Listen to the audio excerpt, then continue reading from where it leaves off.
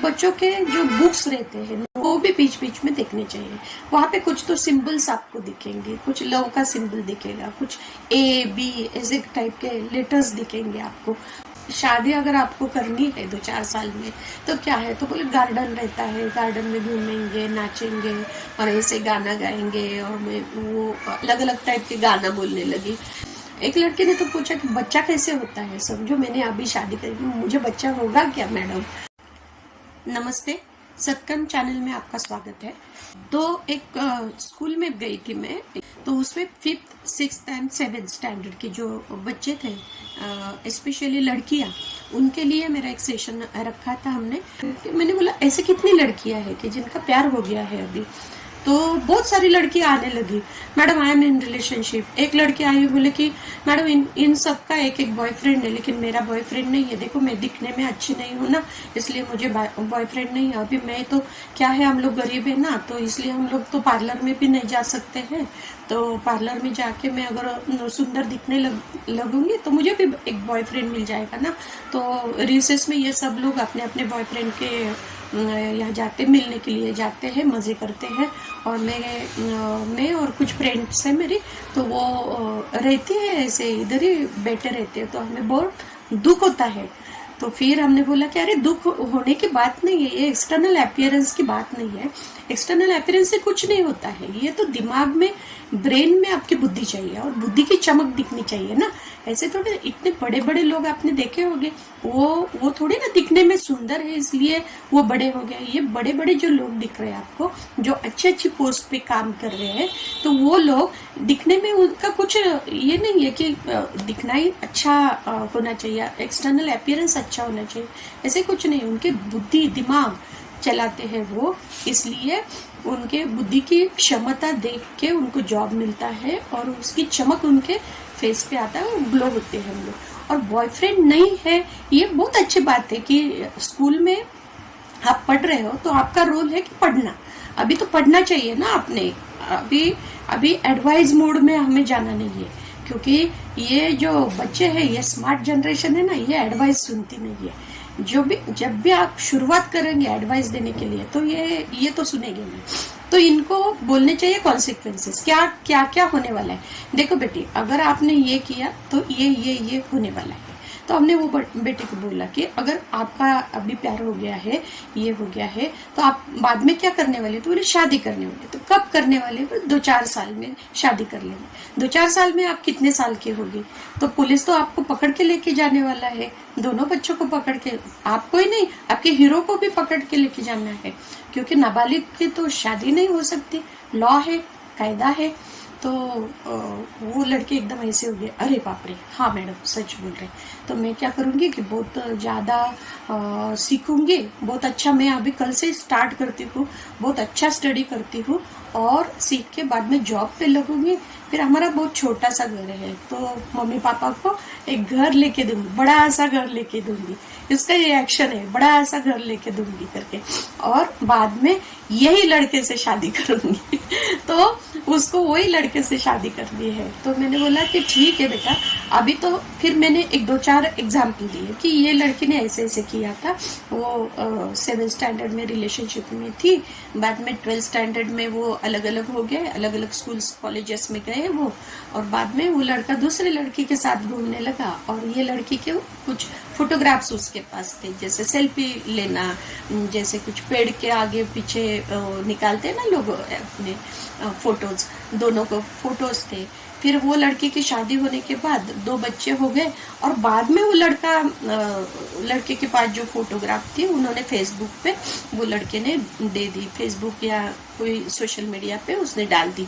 और बाद में वो जो उसका हस्बैंड था वो लेडी का, उसने वो फोटोग्राफ देखे और उसने उसके वाइफ को बोला कि आप अभी जाओ, उसके औरत को बोला कि आप अभी मायके जाओ, हमें रहना ही नहीं है आपके साथ, हमें बताया नहीं आपने कि आपका एक आशिक था करके।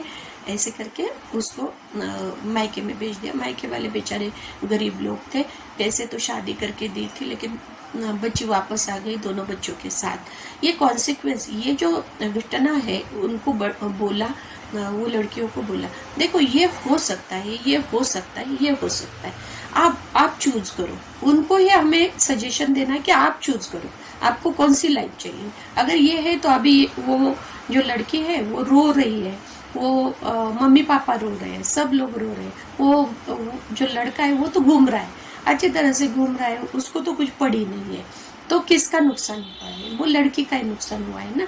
वो भी प्यार करता था, वो भी बोल रही थी कि हम रिलेशनशिप में हम एक दूसरे के बिना जी नहीं सकते हैं, वो भी तब बोल रही थी, लेकिन इसके साथ ऐसे हो गया है, तो ये आपके साथ भी हो सकता है। तो आपको क्या करना है, ये यू चूज, आप डिसाइड करो कि क्या करना है।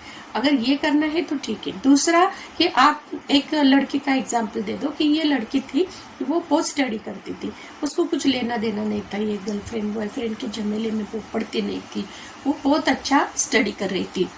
फिर इतने सारी जो चीजें उनको बताते हैं, उनके दिमाग की घंटी बजने लगती है, अरे हाँ ये है, उनका फोकस जो है ना, तो वो फोकस एरिया एक हो जाता है, तो वो फोकस दूसरी जगह पे लेके जाना, स्टडी पे लेके जाना, स्टडी के सक्सेस स्टोरीज बताना, ये सब करना चाहिए। फिर हम लोग जो स्टडीड लोग हैं तो उनकी सक्सेस स्टोरी उनके सामने लानी चाहिए, टीचर लोगों ने भी लानी चाहिए कि ये देखो ये इतना इतना सीखा था इसलिए ये पोस्ट पे ये है।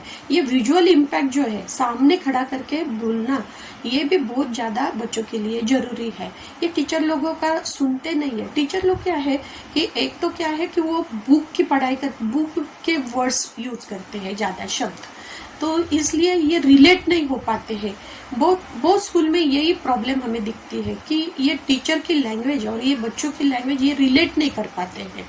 इसलिए ये जब रिलेशन ही नहीं बनता है उनका, तो वो दूसरे दुनिया में घूमने लगते हैं, ऐसे बोल सकते हैं कि टीचर सिखाती रहती है और इनका दिमाग कि कहीं और रहता है, कि इनके ओवर थिंकिंग हो जाते हैं, डे ड्रीमर जैसे करने लगते हैं, फिर वो दिन में सपने देखने लगते हैं, उनका हीरो आता है, फिर उनके सीरियल का जो भी उन्होंने देखा हुआ इम्पैक्ट है वो पूरा के पूरा इम्पैक्ट इनको लगता है कि ये अपने लिए है और ये हीरोइन मैं हूँ और ये हीरो ये है।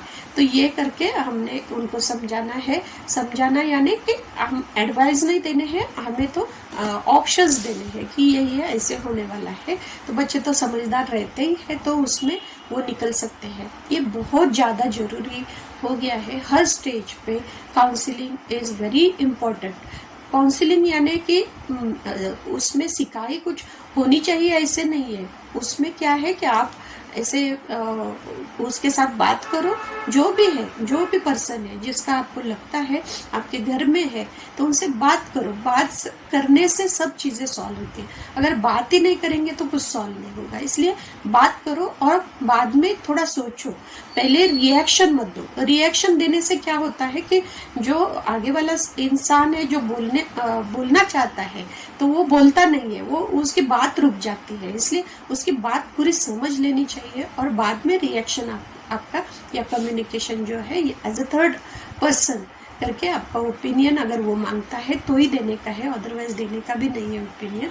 किसी को पड़ी नहीं रहती आपके ओपिनियन की, इसलिए आपको ऑप्शंस बच्चों में देना है। तो ऐसे हर स्टेज में काउंसलिंग चाहिए, यूथ्स को चाहिए, फिर ग्रास रूट पे चाहिए, महिलाओं को चाहिए, जेंट्स लोगों को चाहिए, सबको चाहिए। तो ऐसे अलग अलग केसेस हम आपके सामने लाने वाले हैं कि इससे क्या है कि अपने को भी समझेगा काउंसलिंग कैसे करना है, अलर्ट हो जाएंगे हम लोग और एक अच्छे समाज का निर्माण करने का बीज बोएंगे। और ये जो अभी ये न्यू जनरेशन है जो इनको लगता है कि हमें कुछ नहीं आता है, इनको सिर्फ मोबाइल आता है छोटा सा, लेकिन वो वर्चुअल दुनिया में अपने व्यस्त है, इनको भी हम लोग कुछ तो इनपुट दे के उनका चैनलाइज करेंगे। उनका एनर्जी जो है, उनका बुद्धि जो है और इंटेलेक्चुअल पावर जो है उनको चैनलाइज करने के लिए हमने ये प्रयास किया है। आपको ये कैसा लगा आप हमें बोलिए। ये चैनल को सब्सक्राइब करिए, लाइक करिए और कमेंट बॉक्स में आप लिखिए कि ऐसे ऐसे प्रॉब्लम हमने देखा है और ये प्रॉब्लम अगर आपको दिखता है तो सोल्यूशन की ओर अगर जाना चाहते हैं तो सोल्यूशन के बारे में भी हम लोग डिस्कस करेंगे। धन्यवाद।